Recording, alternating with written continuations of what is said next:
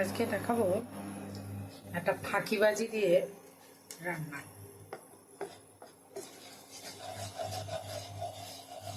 ঘটকচু আলু দিয়ে চিংড়ি মাছের দম। কড়াইয়ে তেলটা যেই গরম হয়ে যাবে সাথে সাথে দিয়ে দেবো চিংড়ি, আর এর সঙ্গেই কড়াইতে ডিরেক্ট দিয়ে দেবো এই নুন হলুদ।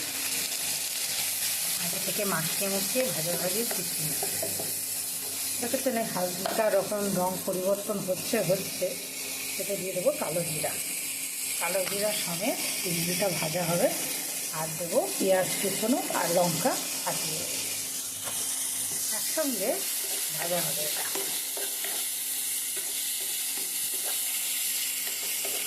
সুন্দর একটা গন্ধ বেরোবে, খুব বেশি ভাজবো না।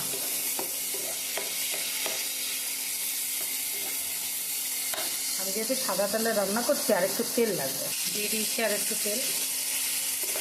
সেক্ষেত্রে পেঁয়াজের যে রঙটা চেঞ্জ হয়ে আসবে এটা তখন দিয়ে দেবো আমি একটু লঙ্কার গুঁড়ো, সাথে দিয়ে দিয়েছি একটা তেজপাতা।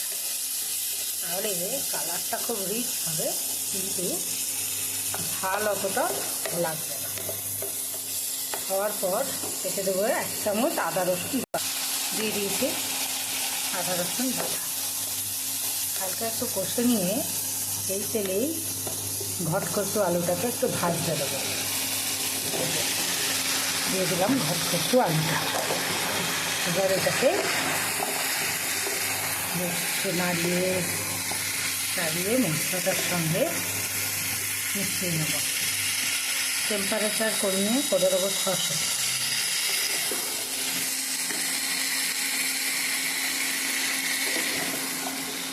এতে আর একটু দেবো একটু জিরার গুঁড়ো, আর কিচ্ছু দেবো না।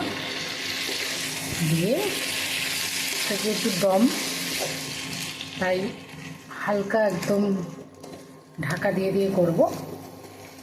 নুন দেবো পরিমাণ মতো, ওটা চিংড়ির জন্য নুনটা দিয়েছিলাম, ওটা নুন দেবো, অল্প একটু মিষ্টি দেবো, ব্যাস। তারপর পুরো সেদ্ধ হলে নামিয়ে নেব।